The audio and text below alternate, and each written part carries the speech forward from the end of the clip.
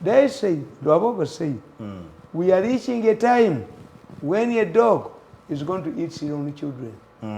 You are going to see NRM, a fierce battle in NRM. I got worried. Oh. I got worried. Why? And I got worried. Akatumwebaza bekayogedde ennyuma tekaagalira ddala mukozi kajja kano koolumu wali kaabulyo kasajja gwe you appreciate Museveni family kyekkoledde kalenzi gwe. Why doesn't Museveni arrest this man? Ayinza okuba talina case. Kakati ekyo nabagamba ti after studying the political landscape mutemubimanyi ne bano bonna bacommentator's ebinanga tebabimanyi. The battle originates from the Paris. From the Paris. We have two formidable groups. And the weapon they know most to use is malice. Boba manyi malice, abanyankole bamanyi malice. Tebamanyi maloko. Kuonona. Boba manyi kuonona. The way they are attacking him was like Agambi. Muhoza accuses me of taking him to ICC. They called me. I'm going to play it. Nebidi obuyintelligence ojaziteekayo kubanga instead of wasting $2 million bakakoze says bili kati bagenda gattako nya for one man. What admitted we have a media guru unless he's on our side which cannot tajja kutetine gitulaga waboga admitted naye mukozesa bamakyazi minna malana mu emyaka 10 I started obamanyi India n'ensula the basis of their job is to transfer you to a peripheral job, not Sigala Nova Colera. Okay. I hear people who need to be a minister. Me, I cannot be a minister in the Museveni's government. What's to Yamba? In fact, when I confronted with the two choices, to be a volunteer in the State Council public toilet and to be in Museveni's government, I chose to be a volunteer in the toilet. Why? In a toilet, I need the soap, I need toilet paper and water. Whoever comes and finds those items there, I don't know. Fine. But this government has been torn from the core. We have formidable forces. And me, I cannot serve two formidable forces. But this is the basis of whatever you see. In this country? In this country. Okay. Let me tell you, Enanga, Fred. Oh, Omogezi wa police. The problem we have a command police, not a police that advises the president. What do you mean by command police? We don't have a Minister of Internal Affairs. He Minister of Internal Affairs to Mulina. Why? Do they access Museveni? The ministers? Yes. They always every man babira mu cabinet. Toyeza kudya kiwanuka kiryowa n'omufuula atone general. Chibio yajja n'obwanaani njiboyi bwe okuva owakalugira izirani njiboyi obukalugira mulimu ebintu ebitakuvaana. If you go to Luzira nolaba omuntu w'Eluzira yasibwayo bannamboozi abuuza friends in Africa. A teacher and student relationship. When I saw by the time Utinyefunza and Mayombo raided his office forcing out Tumukunde. I was Tumukunde in the office. Nali nkyali mwavu. Nga naye mwoli. Nali ngenze kulomba ssente wani. Wali Tumukunde. Mayombo yasooka. Office walimu. Ndalimu. Mayombo najja ne pick up ya military police. Namugamba afulume. Tumukunde n'agamba no. Museveni amala kunkubira ssimu. The president was away. Okyatudde woli. Mwetuli. Tulina Tumukunde. Ngate nawe empita. Kakati. Nezireta Tinyefunza. Nga ina bazoka. Aliko n'obumansuku. Did he talk to you when he appointed you? Tinyefunza naga, I can shoot this man. Why? He's a soldier defying the commander in chief. You say waiter, you see Tinyefunza gumumanyi. Singa university jogerwamu. Kituufu. Naliwa, I remember it was a Wednesday day. Ngenze kulomba sente. Ngandi mwafu buzibu. Nekatonda yange. Obwolo yabuzi jambo kibinnyo. Ngezi. Tuba tuli awo ne bakubira the most sensible person was Katumba Wamala. Bamukubira essimu. Bano babiri baalimwa. N'abagamba. Yes. Saria yes inasemaje? In that situation. Refer to Salia ya Jesi. Katumbo mara nga muuli. Yali ogera nabo ku bunu. Tuli 12 zinani. Netumukundi. Who solved the problem? Yali Apollo Nsibambi. Okay, how? Apollo Nsibambi yasomesa Tinyefunza n'asomesa Netumukundi. Lukayo, Professor Lukayo Nkatere nga Tinyefunza ina bazoka. Aswakidde. Yes. Kono lwe nategeera ekibi ky'obwolo. Obwavu kibi. Lukayo, Professor Lukayo Nkatere era nabuuza nti abasajja bano nga Museveni yabatulekedde. Kiba kitya. Onaze na bazoka. Mayomba ze na military police. Nona alemedde. Nona yaga masina gye. Ate nabo baali tebamanyi kyayinamu.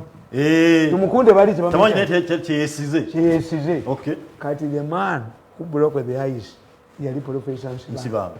Nsibambi cooled down Tinyefunza nga mga Lukayo, Professor Lukayo Nkatere, Lukayo ayina bazoka eriyenzi.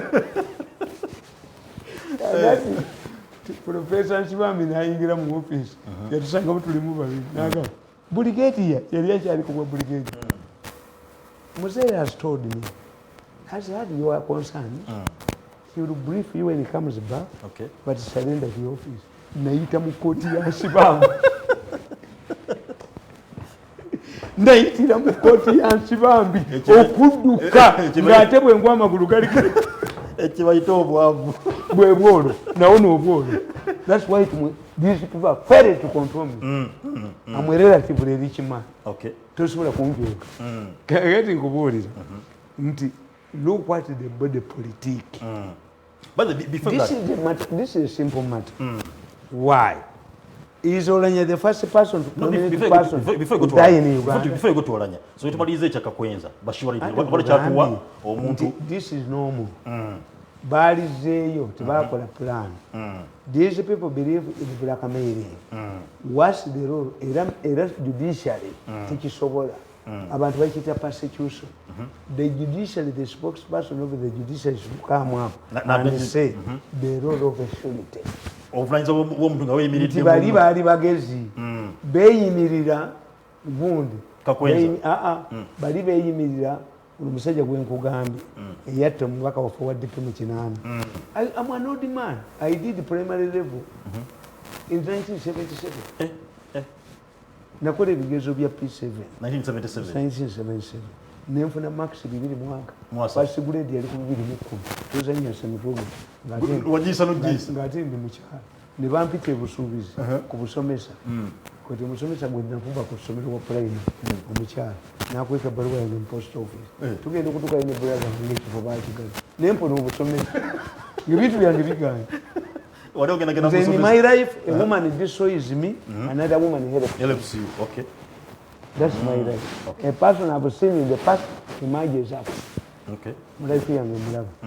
Kakati nkugamba nti oli bazira bwe yamala okusala boda bamweyimirira. I told you ti bamweyimirira on a bail of offense when he was facing a murder charge. Badira file ne bagiteeka bwe bati.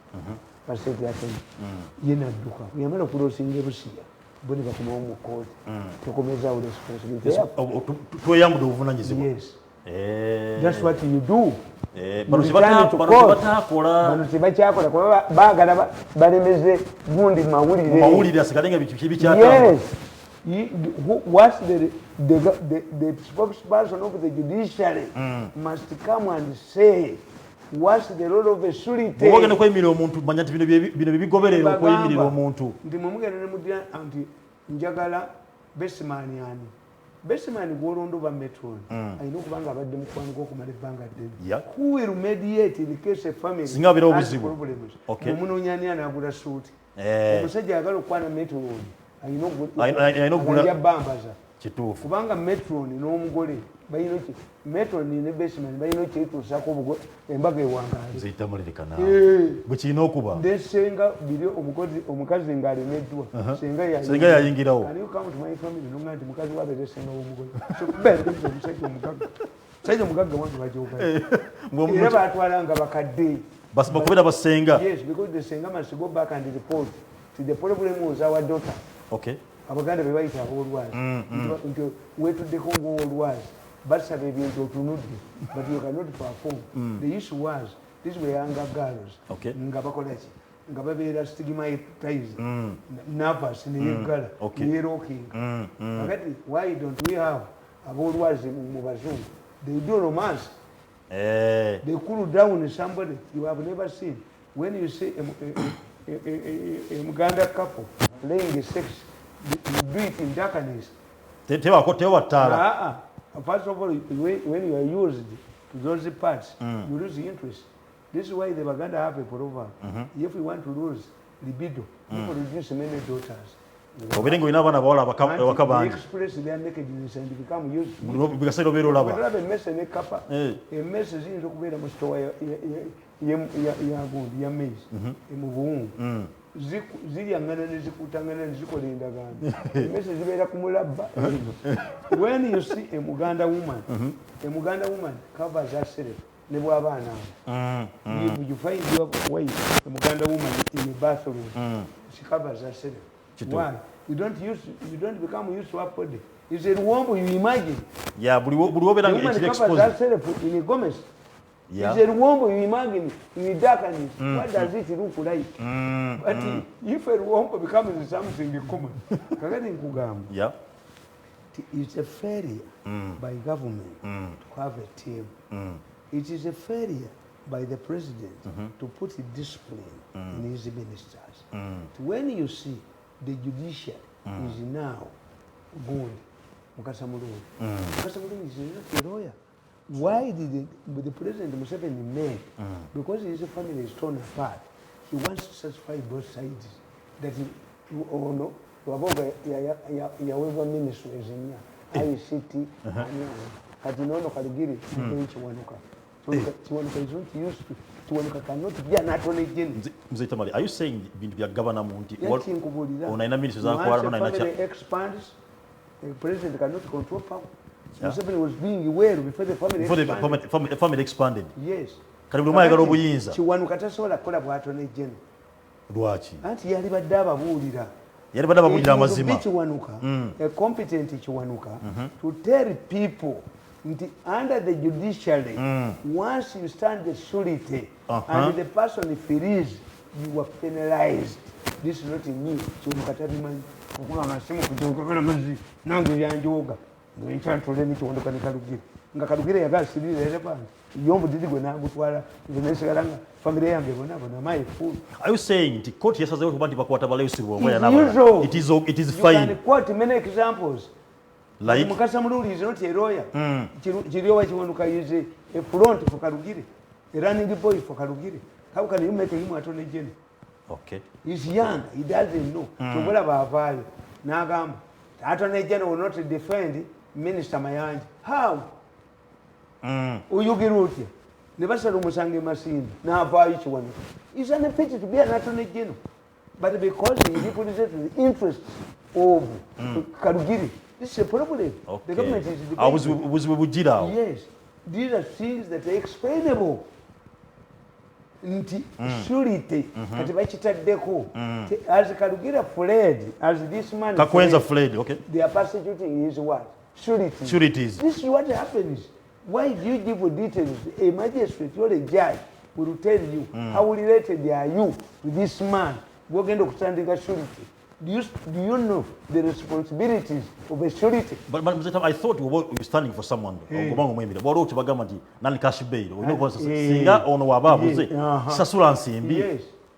As you first admit what were the conditions of that surety. But they are appearing in their newspapers. The paid up journalists who are illiterate. Nakuganti abamaliza bali bakola mulofula. Musita abatwa. Bapoka bali reporter because they is nearby.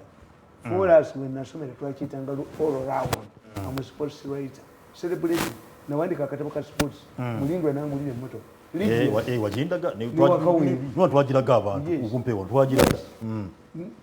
Your Nambi mining. Okay. Twali and Ngokula put basic. But when you have an infiltrated reporters who are baked up, you try to say the media is out they are persecuting. Yes. But this is normal. kya bulijjo bwe kirina okuba. Surety for somebody and if it is you took responsibility, otherwise he would be in prison. But because you were credible and you have assured kakati kankubuli ife mpakatuliki nasomanga mpakatuliki nesagala kunfugirayo singa musanga ekizibu ng'omuwala gwe bawasizza nga tasobola kudda waabwe asula wamusomesa omuwala asobola okusula owamusomesa but the musomesa must be credible. Yes, the musomesa must be what? Credible. Batajja mukozesa n'okubeera properly married nga n'omukazi waali naye gwe bweyena abakyala bw'ekyalo malaya w'okukyalo agenda kukola malaya nga yina abakyala. Surety, to stand surety, you take a responsibility. It's like a guarantor in a bank. Yes. Nsayiningira nze yasoma ayina masazi jangu ntereko omukono. Do I know the responsibility? Yenga dduka mpapa ovato ne ku kyapa ky'okwewulireyo seefu yenga azibanga ennyumba nga bagitwala because you don't understand it. Tomanyi repercussion zivaamu kintu kinene. No, mu bukatoliki n'akujulidde mu batiisimu atekinga responsibility. Muyita taatawo eyakujulira muki mu batiisimu has a role to make a good Catholic. Kakati if you don't understand these things kakati mwe babakwatira kakati ne tujja ku kyolanyi. Yes, tudde ku issue yolanyi. There is no a sensible police institution that can arrest people express what's complained. It's a failure by government. Because me, I know these people, how would they behave? But if there was incident, bagikolamu ebintu bibiri bagibbiramu ssente kubanga abamawulire ba Uganda baavu bagamba Museveni bakuliyetinga hostile environment abawe ssente buli muntu yenna gwe boogerako abawe ssente. Nabuuza Magogo jjo ne mukubira ne mugamba nti buli kuwandiiseeko bwa monitor omupiira okusula omupiira kitegeeza Uganda yafunako World Cup kati gudingira linze you went back and brought to the same coach ani yali akomezawo coach yabatuusaawo ate waliwo. Yes, kati iziti Magogo when you read my book ekyasooka nkugamba timuyina problems gundi abazanyi bamwe baavu muyina ababetinga mubayindi omuyindi agenda n'agula abamawulire akadirisa how can somebody have akadirisa muwangule kakati omuyindi bw'amala obbagula abo bemuyita abagenda ne bajja bakuga Uganda egenda kuba kipolopolo onna ne musibira ku kipolopolo omuyindi n'agula abasambi bamwe ne beeyawula kipolopolo neekola ki neewangula n'abalyako ssente kandi bet companies ziso mupiira. Yes, because the bet companies bo basuubuzi tebalina loolo yonna ye akola business. Kakati is it Magogo or the bet companies and Wusipa? Kakati bwekyo bwoba tekitegedde nti ab'ebijambiya. Yes, what does it mean?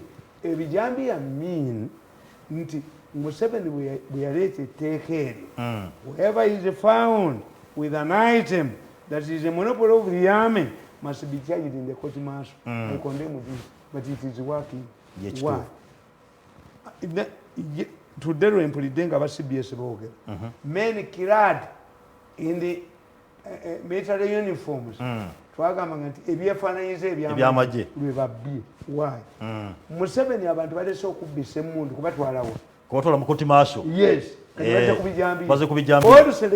Also put ebijambiya as one of the items of the army that takes you before the court martial. But they have abandoned the guns. Baze kubaga emundu ogenda mu court martial. Ekijambiya two ekijambiya does not make a noise to alert security. Bokube sese bakwanukula. Kituufu. Everybody I hear that Museveni agabulira n'ogabulira n'ababuuza nti gavugidde waabwe.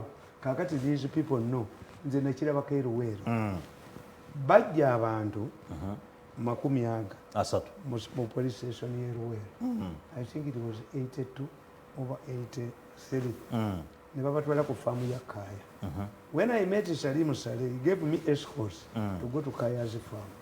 Kubati it was a secret dungeon. Nasango n'abagole payers n'eitefu nga bawunya n'obuwoowo. Kakati bwe batuusa ku faamu ya Kaya baabasala biso. Why? bullets will arrive. One of the people we bali batuto okusala yali mukinjaji nabagamba omutya n'okusala nze mumpemba sala. He finished the job within a very short time yete bamusala ne bamufuula nga ye yasala. The man is still alive. Nafuka nga yalina okubasalira ekyamuwonya kukola kusala. In 1983 they went to a village called Chiryocha in Michiana. Kumbaga ne bakwatawo abantu perceived to be bayekera. The bayekera came at the party. He knew bali baze kumbaga in the nearby Balakshia. Okay. Ne bayolawo abantu basatu babatira mudumu. Omu yabuuka ku bullet n'adduka naye biso ebyo byakoze. If you use a bullet ogenda kuba you attract it. Yes. Kati nabaga nti ekyengera these people know abaserikale bangesitute ku ground nange intelligence ku kyalo. The most prominent person omusajja bamulumbye wowe kayabeetegekedde ne bayisaamu omukono ne basendabirwamu n'agukwata n'agamba mukazi we leeta enkumbi oba embazzi oba akaso omukazi yaganye bali ne basika bataano ne basika munnaabwe ne bamusinza amaanyi. But now the argument is how did this man know how did he remain in the sitting room n'abalinda mukono n'agukwata era bwe babadde bagenda bamugambye watunze polopate olina okutuwa ku ssente tujja kudda. Kati polisi temukwata. Polisi yatugambye mukwano go Fred Enanga yatugambye nti tugule obudde tubuteeke mu mayumba gaffe kubanga bukola sound you making a noise bijja kuba buscaringa bwe bana bebijambi. Investigate. We say the wrong arm of the government will catch up. We catch up, yes. But in Uganda, it is the short arm, not the long arm. Enanga, I don't know in which department Enanga comes from. Yes, I don't know the department in the police. A police fanya fujo oone. That is it. Maliza kukojoa twende. That's the police. That is the police. Fanya fujo oone. The police side would go to Chengera and analyze. I told you 40% of the evidence remains on the crime scene of crime. Yes. How did this man have the courage to grab the hand of a man? Is it true that this man sold the property?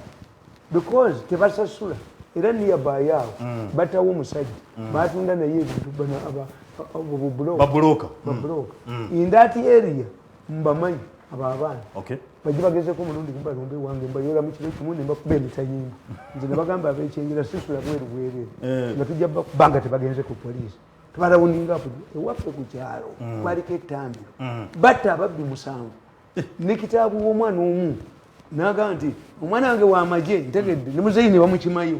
That's why sibba tetukuba ne tuttirawo nze ekyalo kye batattangako muntu sibeerako kye batakubangako omubbi ne bamutta buli wobeera battawo omuntu buli wembeera balina omubbi gwe tukwata mulina kumutta busi. Nabagamba nti omusajja baamutta mu neighborhood oyo mutaani wange oyo yebasanga yava kumukola mupiira omusajja bo bamugoza bali babuza nti nze omuserikale wange namukuba twamukwata naye yali mu kkomera. Let me tell you, before you talk about Oranya, let us examine the conduct of Parliament. A person beheaded. Yes. A boy. Yes. Nakwata omutwe gw'omwana. Naguleta mu Parliament. Kisa yafi. Bakuteeke mu Kataga. Bakwate bali ku Kataga vehicle was supposed to be impound. Ngamba wuli aboogera. Eyo kamera zaawo eziraga omwana ng'ava mu mmotoka agenda mu Parliament bazitanze ebibiina. Mr. has the records. That project somebody spent 500 million shillings. Okuteeka omutwe gwa Kataga bamukwate. That's the match. Yo nambirina mise birina bagambi bagenda kukoleza document y'amasimu agatanga abakazi emmotoka kakati nkugamba with that malice nti Kataga tuyina okumumalisinga basooka koza mawulire gaabwe tekadaga alowoleza mbyekirungu okitegedde this is where we start kakati nenkugamba nti olanye amanya oyo enanga simanyi department mwava in police. 2 the attorney general is unfit to be an attorney general. Yes. Because he does not give Museveni proper advice. Okay. And you don't have a minister of justice. What happens in the case when a person dies, postmortem report. Yeyina okusooka okola ki? Omufu ayogerera mu ki? Mu postmortem. When the postmortem report is disputed, the family brings why before burial. Because doctors are different. Yes. Nyinza okuba nga bulanya bamuwa obutuwa naye nga mu gundi mu postmortem report tekirimu nti toyinza kugamba muntu singa bajja ne bankuba essasi tebayinza kugamba nti postmortem report yegamba nti nafa masasi bagamba nti shock oba omusayi gwakolaki gwamugwamu kasi was moving with the bullets kasi yegenda okwogera n'eitongo itongwa n'atajja nga yategedde nga kasi bamuwadde bamute n'eitongo itongwa teyajja kasi yaba yeebase mmotoka yalinda itongo nomukuba amasasi kasi yabadde alina bullets mubiri gwe ekitegeeza bullets don't kill. Okay. Poison cannot kill. Are you sure? Anti kyenkubulya mu experts nti nyiza okuba nga bampadde obutwa ne budamaginga organize zange kati mu postmortem report it is organ failure. Not poison. Poison. Kakati in the case of such a dispute, what do we do? An inquest. An inquest means tibalondayo omulamuzi bano bonna abalina allegations bonna ne babakola ki nebaleeta bawa obujulizi nti Diana bwe yafiira mu accident ne mutabani wa Ali Fayed Britain put up an inquest. Okay. Why? Ali Fayed, the father of the other man who died with Diana, was insisting nti bawa Queen yatta omwana. They made an inquest. Okay. An inquest means si kukwata bano bring an inquest. Why did you bury omuntu ono abaddewo okumala ebbanga ddene set good. 2 the way they organize you know Olanya's father nze firiddwa abantu bangi omwana wange bamutte ne bamugya mu organize nafiirwako abaana babiri omulundi gumu ba brother bange bafudde basisa bange bafudde myamu used to days. But let me tell you, did the national burial task force involve Olanya's family mu kuteekateeka okuziika? Yes. Next time learn from today. Don't take advantage of the dead. Let Museveni allocate money as well family. Because this is the last item I'm getting from my father. Singa bakwata sent oba billion 2 ne baziwa family yo nanyiteeketeeka amaziika. But I hear even Olanya's father was excluded from the people to talk. Yes. Why? Yali agenda kwogera nti tebabawadde. Kakati instead of protecting the money ababbiba mu state house ababbira buli wamu kikino kyemufunyeemu. Kwatirawo nyingi katugende tunye kunywa amazi tukomewo mu kyaffe ekyokubiri tova Quest TV tudda.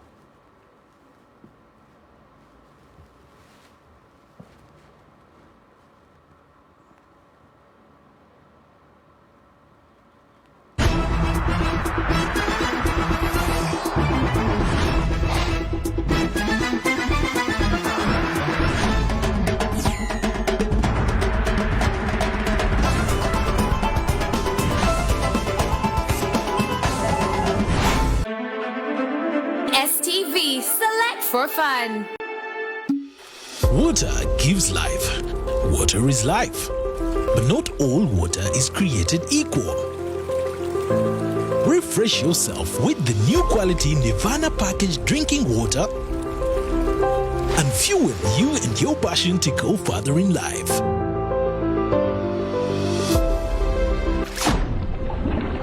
Visit a shop near you and grab a 250 ml at 400 shillings, 500 ml at 500 shillings, 1.5 liters at 1,500 shillings, or a 20-liter jumbo bottle at 18,000 shillings only. Nirvana is a product of Crown Beverage Limited, the makers of Pepsi products. STV, select for fun.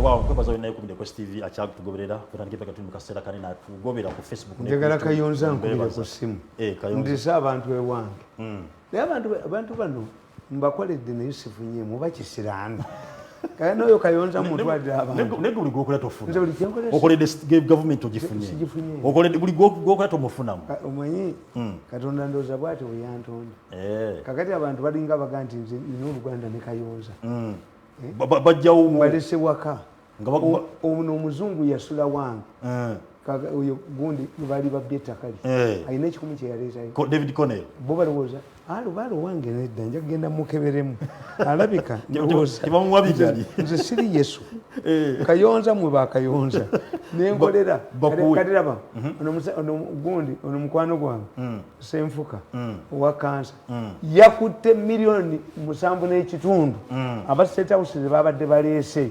okujjanjaba omuvubuka nazibaddiza bazogeddeko mawulire kati bazikubye abafere ba State House bashikamiro banakamiro bazitutte olowooza nti famire eziyina kakati Senfuka yakoledde ki singa Senfuka yazisigaziza n'agenda mpola n'aziwa famire kati bano bamugambye zireete tuzizeeyo ziri mu mpale naye mwe muli kutadde bwana Kayonza abantu bano benkolera bannange mumpe ku ssente ne gundi ne Brenda nalabye TV Brenda uyu muveeko Brenda yetu mukoneko Brenda twali mutawana Brenda ne mama mumanyi Brenda ne muveeko tugenda mukona kasoke malizo uyu mulokole ye gobe ayagala okuba nti ononye okuba nti ozimba oyagala ba surveyor oyagala okuba nti ogula property oyagala okuba nti oyagala bikwatagana n'okuba nti nno bya property nkwanjulira info trust property consultants ogenda kuba kubagenda bakolera byonna ebyagala okuba nti omanya ku byettaka kugula kusurveyinga kuzimba oyagala kuba nti nettakalyo oyagala kuba nti oyagala okumanya byonna ebyettaka nga bitambula byonna services bakuwa bagenda kuba kuyamba okuba nti ogula ettaka wamu n'okuyitunda mayiro land okuba nti olifuna bulungi wamu n'okuba nti nno basobola nti bakuba ettaka lyo survey kitwa land survey basobola nti bakikolerako ddala bulungi wamu n'okuba nti nno oyagala okuba nti ofuna ebiwandiiko by'ettaka ennaku zino buzibwazze ku ttaka ettaka banange si bijjanjamu nti ogenda kuba nti ogulawo ni mu supermarket oba mu dduuka abo ettaka ekikuwamba nti olina ettaka olina okuba nti olina ebiwandiiko byera kati oyagala okuba nti ofuna ebiwandiiko by'ettaka bagenda bakuyambako bano ba info trust property consultants n'okuba nti bakuyambako okuba nti nno ozimba ekizimbe oyagala kuba nti ofuna plan eri ku mutindo eri ku muzuuli genda obeere nga ebikwata kuba namba zaabwe ezisimu ngenda kuba nti zikuwa osobola okuba nti oyogerako nabaawo aba info trust ngenda kuba nkuwa enamba zaabwe maaso naye nga ngenda kuba nti nkwajja n'omukungu omulala gwayogeddeko wano omuzeyi Tamale ye Brenda's Beauty World gwe wenna ayagala okuba nti onyirira obeere ku muzuuli kasuka abeere kato omuzeyi Tamale omufumu oyinza okugamba oyinza okugamba tuli myaka gyegimu naye ng'ate musajja akaddiye agenda mu Brenda's Beauty World n'abeera ng'akola kamasaagi nakkakkana gwagala okuba nti nno olina olususu lukalubye lukuttekutte lulimu enkanyanya lulimu kyebaita bagenda kubakwakawera kaliko kebaita anti aging obeere ng'oddawo obutonga muzeyi Tamale omulaba ocyanane otemagane obeere ng'oddawo bulungi kati nange nina haja kyakola ku byengoyi naawe wenyirira alhamdulillah bwekiri so Brenda's osobola kuba nti omusanga wali eri Kampala Road ku Mabezi Complex oba Enaria opposite Mogas Petrol Station yawo osobola kuba nti omusanga ejjinja ku Arcade 82 Jambula Street oba osobola omusanga e Masaka Virgin Street osobola kuba nti omusanga wali ku kizimbe Twin Towers oba omusange wali eri Mukono ekizimbe kya opposite National Water osobola kuba nti mufuna ku namba y'essimu eri 0779 001719 Brenda's Beauty World kuba nti akolako nawe alina omwana ayagala okuba nti ayiga emirimu gino kuba nti ajjaja abantu kuba nti isundwadde mutwale ku Brenda's abeere so kuba nti amukugula kakati ekyokubiri yes tuba tukyali ku nsonga y'okuba nti ekyolanya Museveni alina ekizibu bamuzannya reverse psychology ti abasajja bano bo buli incident ebeerawo be bagikola naye ate ne babalabo banakikuba ku Museveni kakati nakugamba ti Museveni requested Kitaka to supply him with the drugs, zentezi. Tumwebaze Nakalema, ne Kabushenga, ne Kabasi, ne bagiri nyamu. Nakalema n'akwata abaana ba Kitaka n'abasiba. Okay. Eddagala lya Kitaka lyonna Nakalema n'alilemesa. Kuba tumwebaze yalina baleeta. Abagenda okusapulayo. Kitaka namusanga yeekwese bw'ati. Yeekwese mu kifaananyi kya Bikira Maria. Nemugaja nkutwale weerere. Akazi kano kayingire tuleera. Nga bw'oyenda okutta bano ab'obutabo bwange. Baatutu enkya ku lwokusatu Kisaka. Oba paka lwakusatu olw'enkya. Olw'enkya Kisaka bw'atampa bukadde 10. Mnaona hiyo maiti zinatembea kwa gari za KCCA. Tuwali kipakwasa butabo bwange. Waliwo na ndugu zangu kutoka Tanzania. Ndugu wangu kutoka Tanzania, piga simu yangu. Piga simu yangu 0752 630 0752 630 Baba B. Balina sente bano Nyanza. Baba de baba twalide ekifaananyi kya Tamale ono giwakali. Ne baba kanti oli omusajja tumumanyi. Tumulaba ku TV. Tumulaba ku TV ne baba gamba. Mukozi ya mufuga. Sente muzituwe tugende wamu. Mukozi manyina pamanya idabu. Ebitabirimu. Abafere. Ndugu wangu kutoka Tanzania. You have done very well. They insisted they must see me. Okay. Don't accept it. Wepiga simu yangu. Kuja kwangu. Kwa nyumba yangu tuzungumuze kidogo. Mimi mtu mzuri sana. Si mtu mlevi, si mtu azimu. No. Mimi mtu mzuri kabisa. Ngubuli. Timusebe bamuzanya abana. Tumwebaze ne mwenda. Basajja bagezi. Kesi yasi. Nekino nabachi badde. Mwebali. Nechemula kuti mwebaze mwali. Tayina watali. Nekino ekyogamba. Emmotoka mu Kampala enkadde muzirekeyo kutunda scrap. Okay. Emmotoka z'abantu bazitunde. Scrap. Kubanga wali venue nayo ali muntu awazaabo. Ino government bagiina. Neba nekiri mu revenue. Ejja kyabadde mu revenue. Bageze mu parliament nenge kiri mu revenue. Kukuba Museveni mumalawo. Museveni tayinza kwa nti ye abenga yagwa yaba mukuba baki. Kakati nkugane gamba. Nti look, you have the possibility of an inquest. An inquest. Yeah. Yes. Do you need to arrest people? Police ye gamba. Muzeyi Lokori. Two. Bobby Wine. Two. Chiwanda. Bonna babeta. Anti wulira. In an inquest you get okuja n'omulamuzi bajja mugwe. Ngaka kyokka kabagamire. Museveni yera salonda akacheko kabaka mutwalako. N'omulamuzi bajja mugulako. Okay. Bamugule. Era kiddirewa. Kiddewo. Two. What sensible person can arrest Olanyazi father? What if he dies? Omusajja atali munakuye this morning is a hostile mob. No. What type of spokesperson of the police? Wewe enanga. Musajja ali munakuye. Wewe muntu wa wapi? Achakabira mwana we. Yes. Gogenda omuyita mu police. Wote bwakola kusinga. Kakati Museveni baganda bakugamba. Kwa Kiswahili tunasema toboa. Kuliko na maneno toboa. Why are you silencing these people? To the extent that you are silencing Olanyazi. But don't blame the police. No. It is President Museveni who ordered. No. Order of our president. Byagala ku nsonga. Museveni bakateka yabagenda. Mbabazi ali humbled. Kuba yakomawo ng'ali humbled. Kateka yali humbled. Kati Museveni is lacking a person asobola omugamba ekigongo atusse. Kigongo yaliwo. Nasobola kya tugenda. Nedda bwe yaddigo. Kuba Museveni yanyiga I agree with him. Abaganda baga nti obukadde busaalenge. Anodi man yanyiga mangu. Nti a man like him, but Museveni should draw examples. Museveni bamuga nti yayokeza amasiro.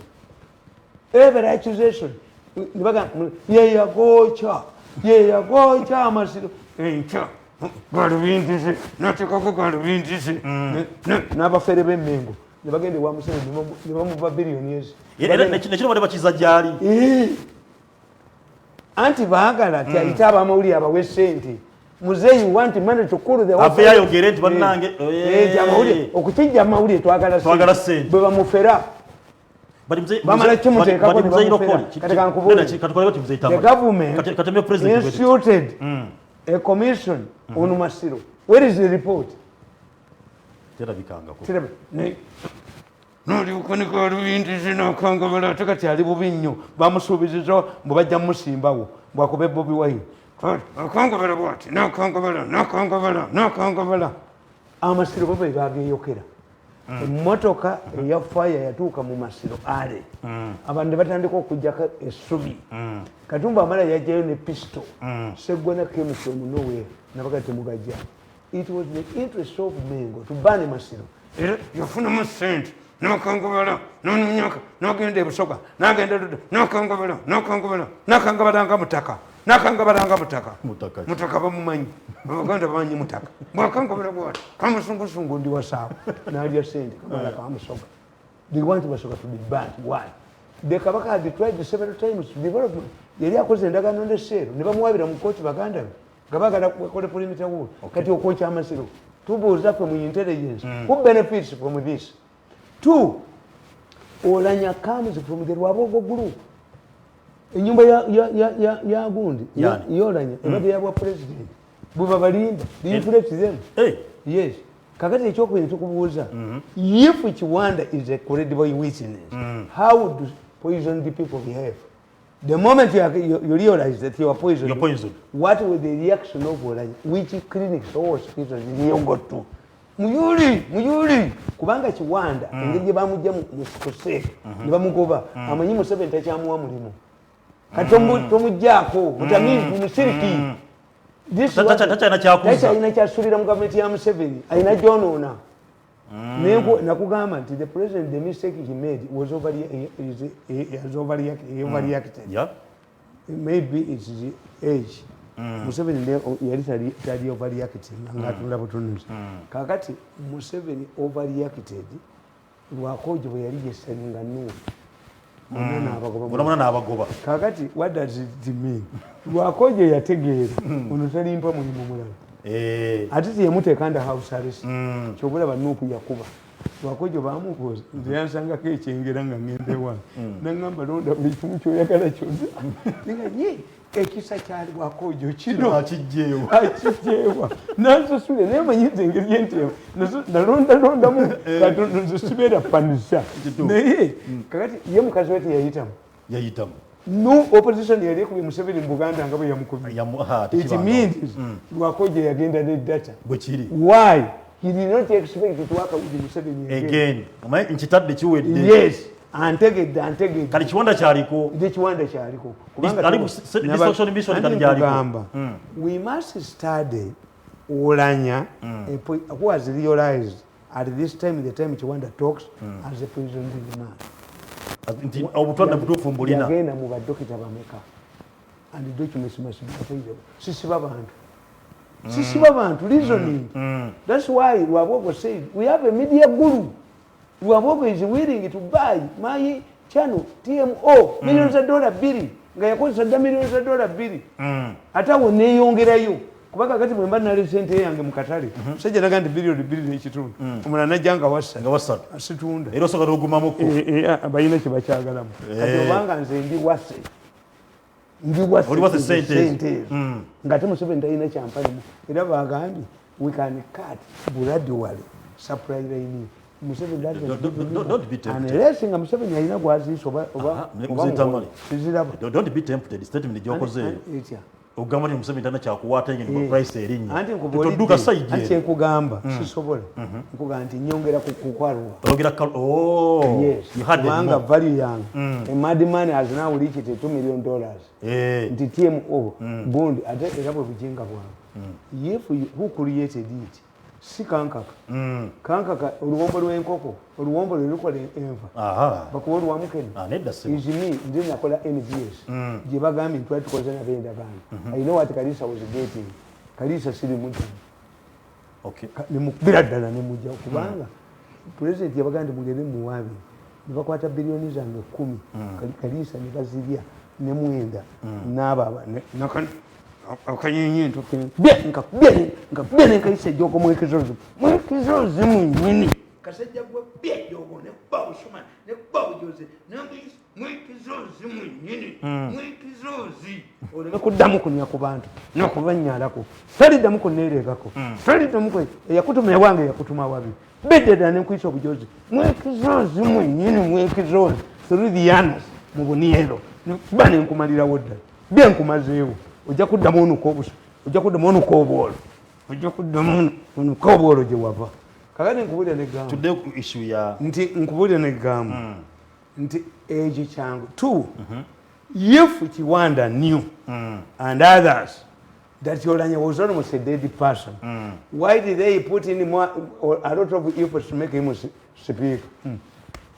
But Kiwanda bayina bwongo bwa mpunu obwongo bwa Kiwanda buba bwa mpunu bategedde nti agenda kufa lwaki balwana nnyo because yali ku side ye nga yali waabu nisindere wabwogo mwe muli Saabalabirizi gundi Kazimba mwali Saabalabirizi yafuna tractors okuva ewati mwebaza anandiyiti kasaga waliko omusagamu w'abantu oyo naye mwali era mu bintu ebyo n'atuuka n'okulonda Nankabirwa was given 5 billion to tackle Kadaga Beyanako waliwo yambuuziza nti Beyanako oba otegeeza kitegeeza nga weeyambulidde ddala terina kyotya noli kwazunga bwati bwazunga Nankabirwa akakazi nekali kakamweyawulira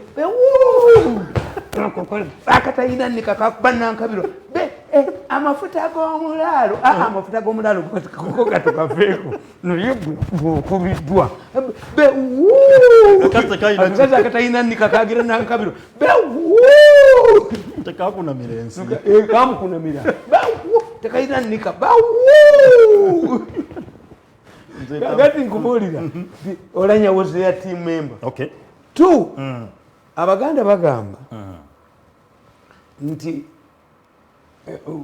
otya obuntu atidde ebbuzi nti lintunuulidde embuzi entunuulidde nnemye okutuga then you were fearful.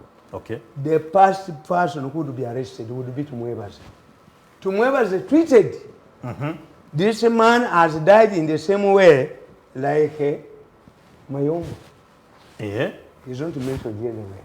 Kubanga police ekolera Tumwebaze ne group. Yetayogeddwako. This is the Rwabwogo group. Police gyekolera to turn it to government because it's the parish that has been torn apart. The core.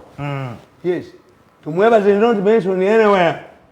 You find this influenced reporter who is a manager, a New Vision, carried out an editorial to rob Oranya's poisoning allegations. An editorial means a government newspaper to pick an editorial. An editorial means this is when an editor is given opportunity to opinionize. Yes, yes. An editorial at times to to stress the importance is not mentioned by Enanga. But by Enanga. Enanga, when were you born? Enanga, unless none of them said you many words. Ngaba mukozesa naye Enanga bodda yeeka ne mukazi wa kolisa ejo okola. Enanga abatava ku mulimu n'abaana bagadde kulikayo abatava ku mulimu wagise command police is a command police when the president appointed me I used to stand up and say ate Museveni this is Museveni does not intimidate you when you can tell you have disagreed from here nabaga nti the most humbling time byali ebintu bibiri nagenda ku WBS ne defending a government ku flood disaster and was he saw that I did not have enough information. He called me. I was watching your program. You did well, but do you think I should also go there? President was at the end. Namugana nti muzee genda kubaze mune ekyo nakoze ekinasobodde. Yes. Museveni is not intimidating. Okay. Nkugamba nti emotoka bwe yalimu engalo ze nali natemyedde kubanga president wafiira mwene abamulumisa emotoka engalo yabatta. Yikiruze. No. Nakugamba nti dokita bali bamwadde $5,000,000 agula eddagala first aid yali azikubye mu mpale nga briefcase nkali ndi Museveni kiru him. No. You don't need to panic. The Inspector General of Police, the problem that these soldiers receive orders and go. In fact, you have a better relationship with Museveni if you're not a member of his staff. The moment you become a member of his staff, then you have lost some independence. Okay. That's why me I cannot go back to government. If you want to lose your liberties, get married. Kubanga bufunga married, you have to ntinze mubabya ababye ne babana amasanyalaze bakitutu. Nkoleko collective responsibility. Ogenda ko defending. Kakati ekyokusatu.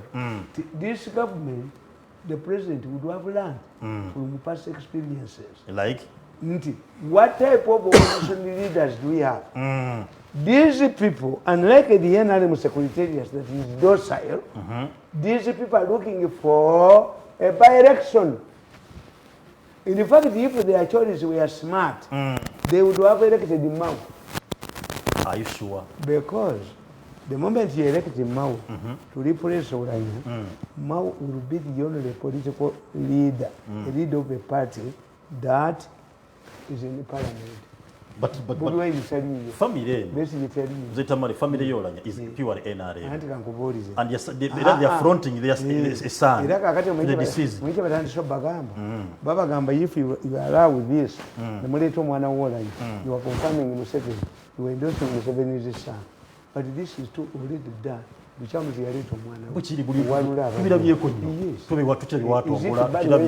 president was said, is it bad when it comes to Museveni's family? No, it is okay. This power was borrowed from the public. Museveni cannot extend it to his son. Okay, stand. Unuka. Jayo mutwala be. The more you mileka mwingi bakubuza abana babantu je wakati. Mutugo bakwasa. Bankweyo bajasa. Noje womuntu. Nolumba gundi. Abaganda bagati gogalira ko gogasera. What type of person are you? Who cannot appreciate?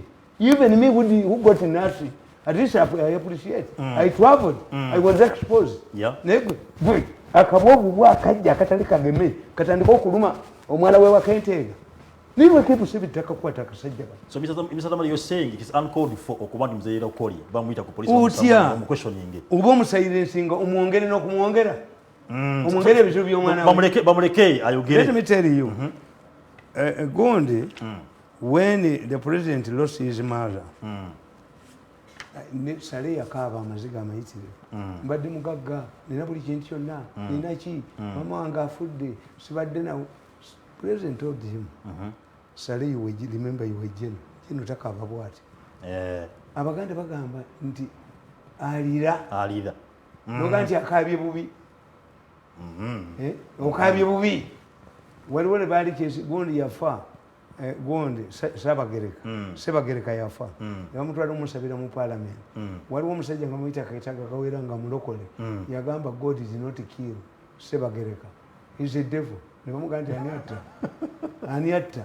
Nga akoze eki. Aluzi onzikiza twina sheke wafeyo naye. Nzajje yafiro mwana nagamba Mungu era wacho otwala wange. Atenga yagera. Atenga yagera. Niyo kwanga ennaku eyo. Ngakwadde balongo wali muvumye. Kituufu. So muntu abafiridwa munnaku asobola okola ki? In normal circumstances you don't talk. You are emotional. True. You make many mistakes. Kakati ekyokubiri. Tibaba sajja mutulye mawanga amalala. How is it been handled? Nti ennyonyi gye baakuba. It has taken almost 30 years. When RPF is trading accusations with the friend, and here could be union, who had it benefit? To it against RPF, Yakuba Union, Ngate, Yasapa can go for to kill Abatusi. To it a gamba, nti Bakuba Union, RPF, Yanaba Sirikadi Rusambo, who Parliament Yard one. Bari babatwale nagenda nabo. Era twababuuza what are they going to do? Those are elite troops, you know what it baba meriting over. Uyo mukazi ugirimana nali mumanyi. Ugirimana ngakumibwa ababiri 10. Bagundi yamugamba Habyarimana nti the prime minister should go to Kigali and get this. Namugamba Habyarimana munoti yowe. Beyambisa RPF as a affidavit. Kakati notuli ya Moi yali musajja mugezi. Bafunye murders e Kenya, but Moi was a smart guy. Okay. Eyasembayo yali Ouko. Ouko bagenda ne Moi okulaba Bush. Bush n'agaana okulaba Moi. Yagaana okulaba Moi n'agaana n'okulaba Obasanjo. Namuga sikuwa third term. okujjako genda okwata eteyira omutwalo ate era yamuwaayo yalumi Gaddafi n'abagamba nti as you have surrendered the teyira to Hague, all African leaders will go to Hague. Kuba baali bakoze settlement abeere Nigeria bamuwe buli kimu era teyira was arrested when he was fleeing in Nigeria. Kakati Ouko agenda ne mu Ministry of Foreign Affairs. The boss refused to meet him because of his democratic credentials and human rights. Laba gundi wakati mulabe Ouko omusajja aganye okulaba president wo gwokoleki gwogende bateko omulabe era bwe baali baddayo munyonyi Nicholas Bwoti nti yamugamba Your Excellency Mr. President, when Ouko was murdered, was assassinated, we put up and the battle into Gundi's family ya Ouko. Muganda gwe bakwata nti wabaddewo bad blood between the two. Mukao mwibali bamuganye okuziika Ouko mweyajja n'atuulawo abaana ba university bamufuli mu maaso y'envu make matters worse nti ne ya Kenya ne Kenya yafananya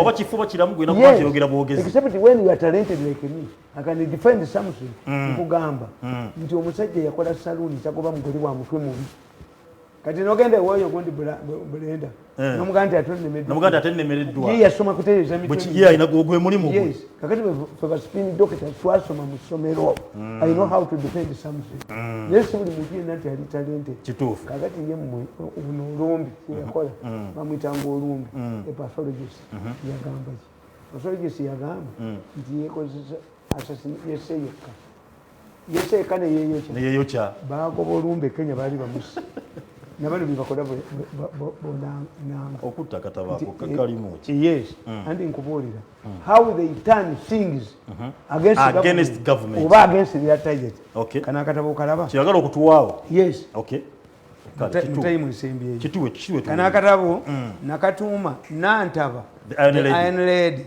facts behind the troubles yes omanyize mbayambye nnyo I document Wakati ngaba baga ngoya agamba nti agule gundi yange chano yange $2 million all the gundi nagano ziba wa kimuyita negotiation mwagala byuma byange accessing my machine sidiziba wako tapes temija zirabako nalabyo musiri wagamba musina video that man has no video tapes he's surprised by Mohoz even Mohoz doesn't know where these machines are jagalo kubuli mu government ya Museveni taina go yali wadde byuma Natalia Sent if somebody is willing to buy my channel the YouTube 2 million ngayawayo that $1 million kituufu obuja wa mu Uganda Natalia Sent taliyo atenga ne gwarwani yataine kya muwadde me principle this country is mine bozitwala uyo mwenda bateka bilioni 10 mu motoka bagigule empya nga njiraba byuma bagirete wange bajimpe ne sente bazirikemu mwenda nategeka abantu banzite ekiro bazitwala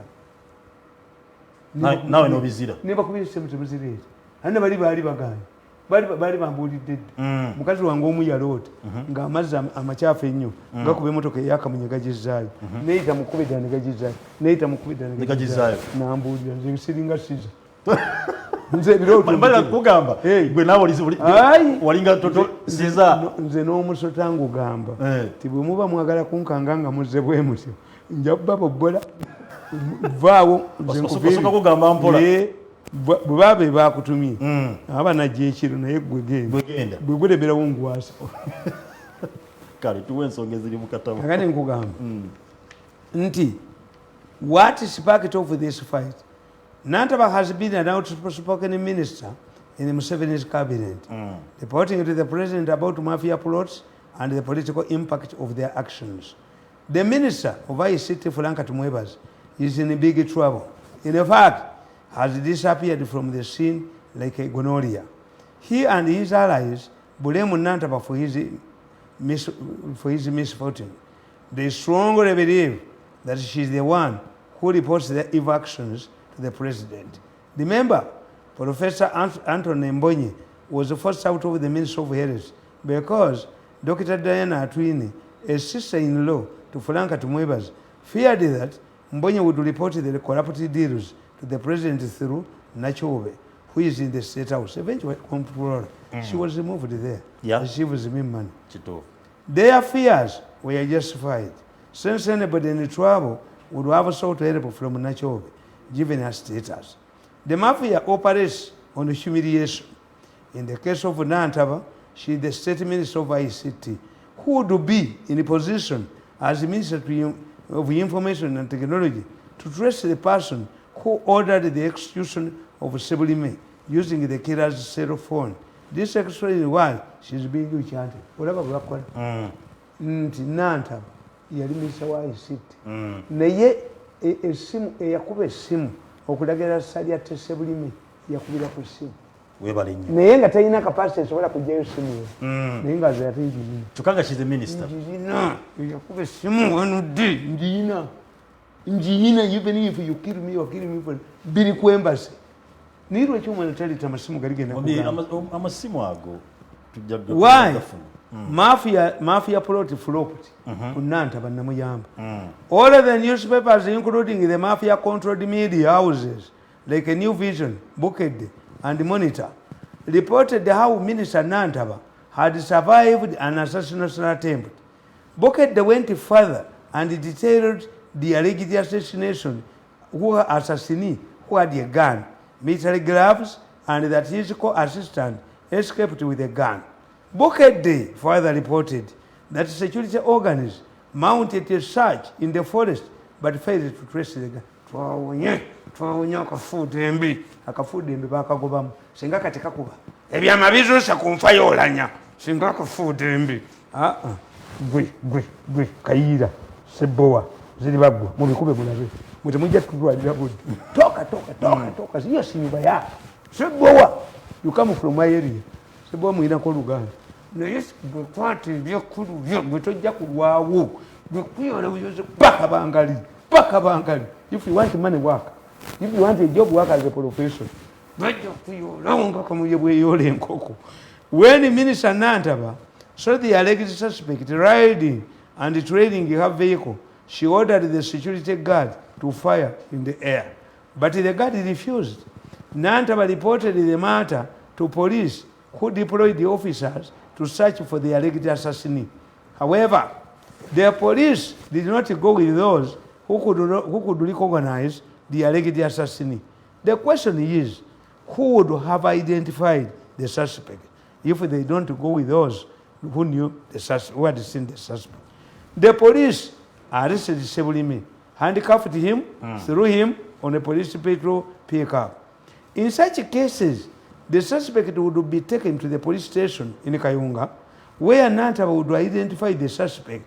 Amazingly, this was not done. The handcuffed suspect, Sebulime, was offloaded from the police patrol pickup and shot dead in broad daylight by one Osadi.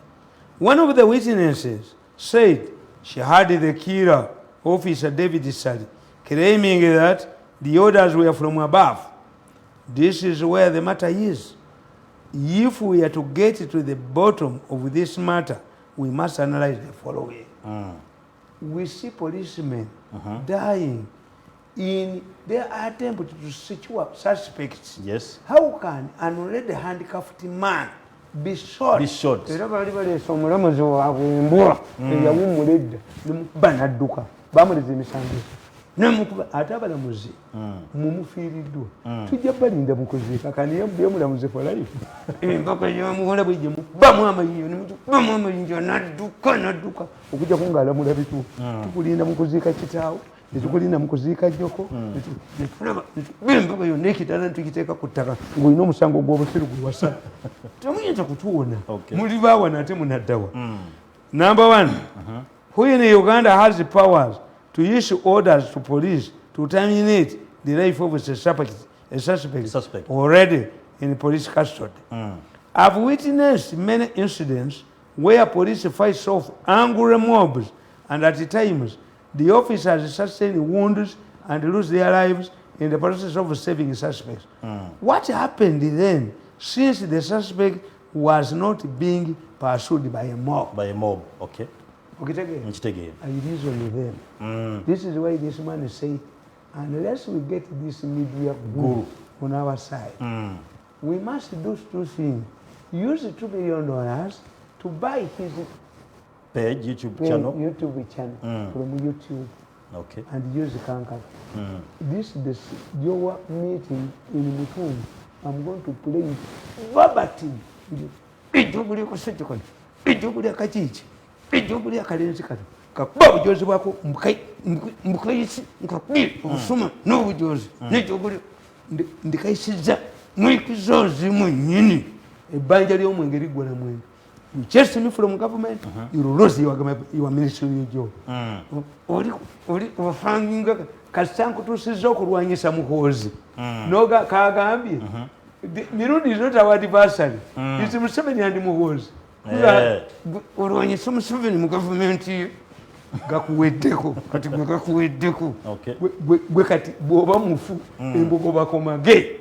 Yawedde. Museveni is your adversary. Nga kajiji yalwanawo. Akasajja kayine, akasajja eryo ddogo lyennyini. Nawandiisa akatabo nti emindi ebika byabyo n'akabi kaazo eyo bagiyita bisinde bitawaanya. Emindi n'ebika byazo abasamize baleme kubba bantu. Eyo emindi ebeeramu bbi wa mulalu. Buli kyekagenda konna kano kabujje bunuse buno ne bunuka ebweru ne bunu. Kakati how can Museveni save you from an ICC court? Yakuwayo n'abawaayo. Kati whoever Museveni surrendered to ICC by ICC summary of evidence, they have a case to answer. Oyo tumwebaza ayina omusajja Amulani amulumiriza. Amulani bamugambye omusalirako ekibonero. Kati ayina okutemba kati abula akameeringa Museveni. That make Museveni bw'atakwata mwana oyo kumujja. Lwabogo is not a bad man. The way I've been observing Lwabogo, Lwabogo is compared to Brutus and these two boys, Chaos. Fortunately, there were other officers on the police patrol pickup, including the murderer himself said. Did they record the statements and what is in their statement? Sali considered recently nti yamutya bwere tajja kumalira court nenga nanta baba mukomezaawo. I am asking this because no record that shows dissent among officers who were on the scene over orders to kill Sebulime. Why didn't the policemen on the petrol vehicle try to disarm this man to stop Sali from murdering? The order came from a powerful person. I have both the telephone number and the audio. One day to the Mulako Kavangaringa, Kanga, Deco, Gembuze Numi. One day, Ajakuteka Katabokan, Urunakurua Iribia. Mugento Kulava, Vaduka, Abata Chasola Goba Bata. Ngabizimbe babyegan. Iyo muzimbo yako. Hakuna. Sio yangu. Ola vaduka bajoze nsaba jini yedde ku mutone vajinyalako. Nga bali kumpiga bizimbe babyegan. Ola baba kyasobola gobambata. Nakugamba. I'm asking this because no record that shows dissent. Murder is a serious offense. But more serious, if committed on a police patrol pickup, normally, the public could be asking the killer to reveal who issued orders to kill, since the suspect was still alive. Basobola okulaba olanyanga mulamu. Kituufu. Yabagambirawo. Lwaki teyayogera ku olwo? Nti bannange? Yes. Bampa obutwa. Omuntu gwe badde obutwa. Era gundi ne gundi. Omumanyi nti agenda kufa. Omunoonyeza mutya obwa sipiika. Naye Kiwanda do you consider yourself Kiwanda would resign from SEC? I doubt Kiwanda siwa university.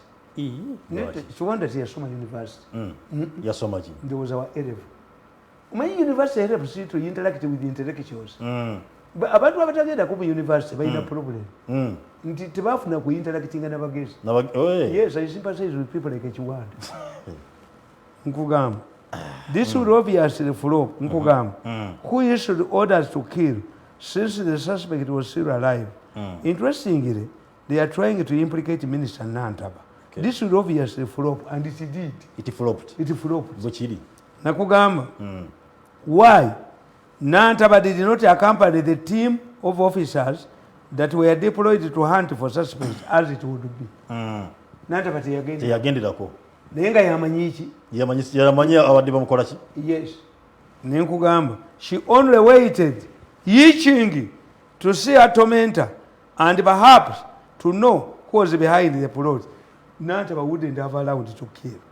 Her intention was to know who did it. Yes.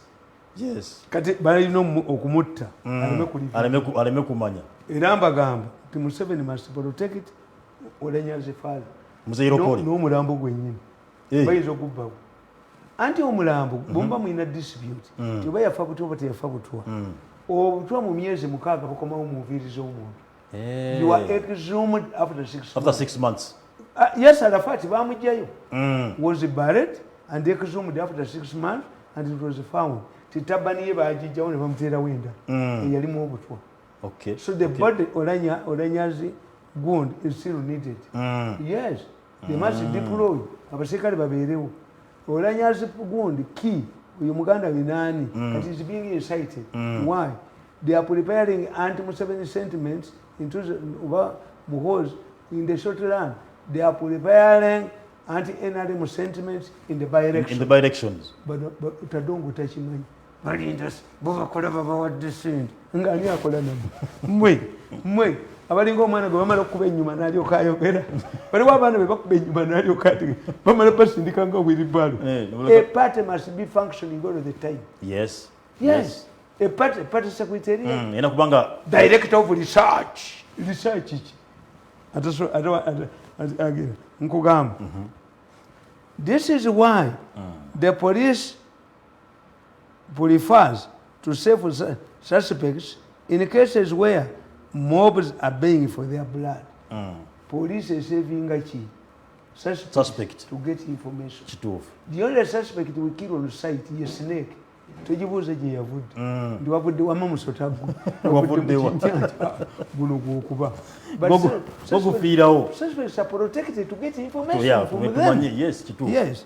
Even in the army, prisoners of war can be exchanged. Even the dead bodies can be exchanged for live soldiers. The first group we must go back and understand how the mafia behaves. The first group that gave the story to the media was looking for money. Bali bagala to extend security cameras to the rural areas. Era Kayigula Namugambe Kasagamu bakugobye bakamera security cameras. Bananyini nsi olunamala okubba sente gwengo okomawo. You read my book from Bupakasi to Chidoli and back to Bupakasi. Wamala okujoga ne bakanyuga periphery jo 5 billion ne baswala. Embona bajikomyawo ne bajifuwa kwa except me. Except me. Besa simutwe. Manjala tuumbe kugamba. They reported the incident accurately. Ngabe basose kuulayi. They report ngati mwebaze wesoso kuelezayo tweets. The incident accurately to make a government provide more funds for security cameras in the rural areas. That was their first strategy. Okay. Bali bagala cameras zisasane.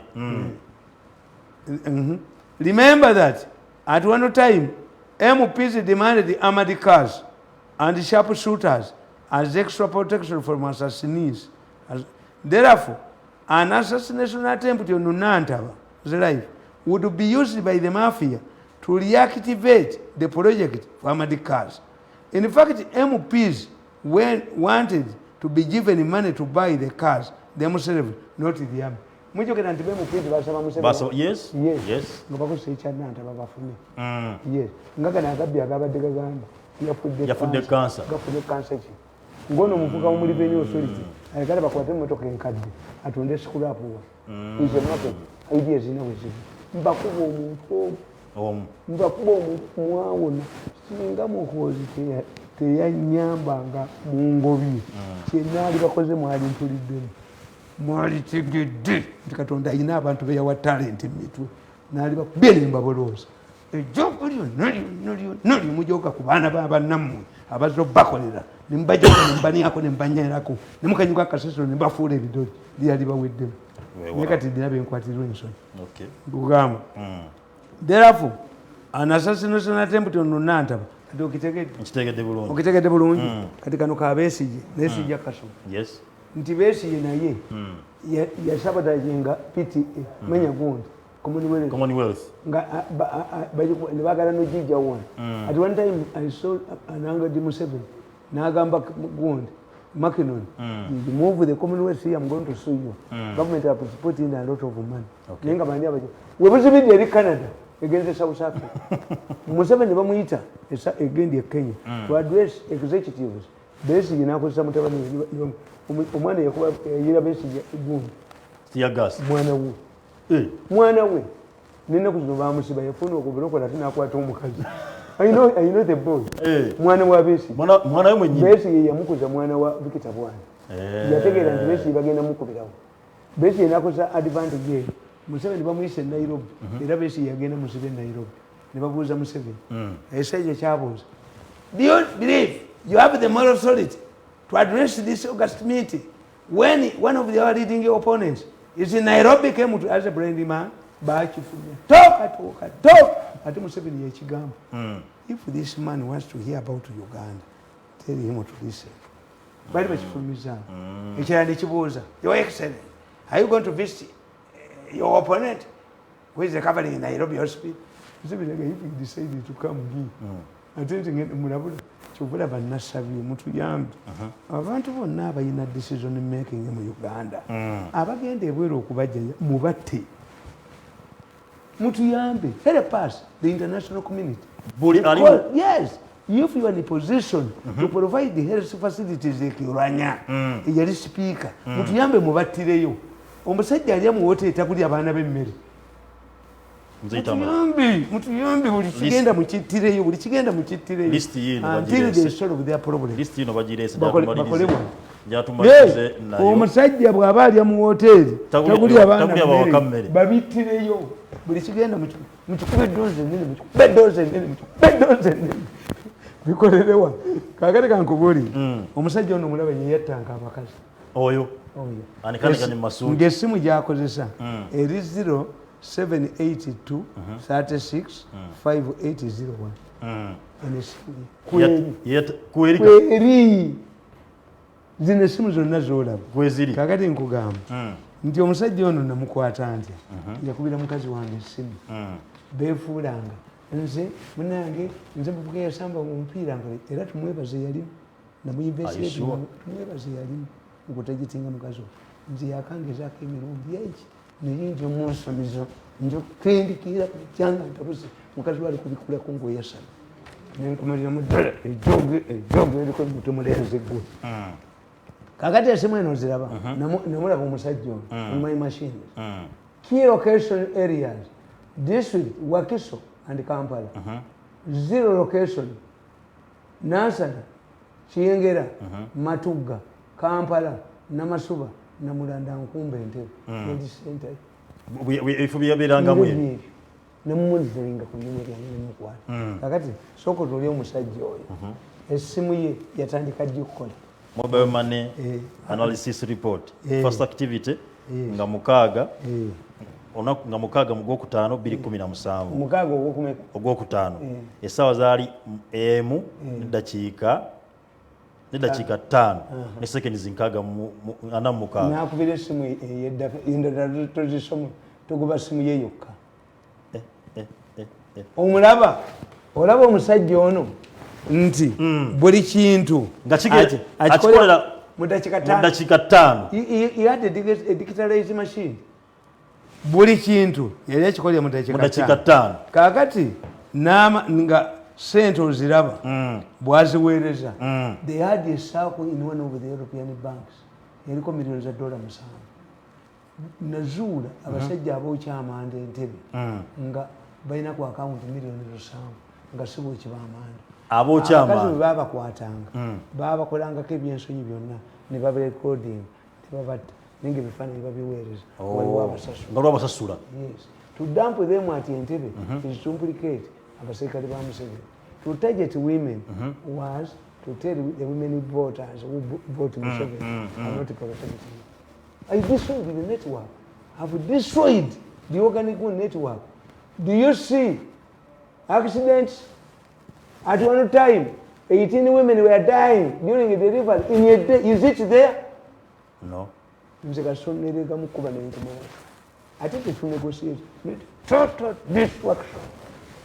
destruction kakati omusajja gwe mwali musajja agamba bwe twamugoba mu state house twaga nti tumumaze when we review yes I allowed you to celebrate deceptive victories it's my head that matters katusiibule yes ngenda kuba mberekereza naye kayonza atuweko badebale balungi waliwo nowajjane naye yatekinze off naye sibo takyatulabawo bwe kiri owajjane takyatulabawo naye omukubira esimu magoola naye takyandabawo abantu bonna babascaringa owagundi konaviri naye takyandabawo magoola akale oba mundabawo munkubire ku simu muteekeko kituufu kale weewaawo ngenda kuba ndi nagambye nakusuubiza okuba nti nkuwa ennamba ya naye babatiisa wabwa gwe yaga nti kandi suffocate me economically unless you close my shrine nze nabaga nti nkola olunaku lumu nensanga abakuŋŋaaniddewo nze mu east africa nze neddaka lirikwata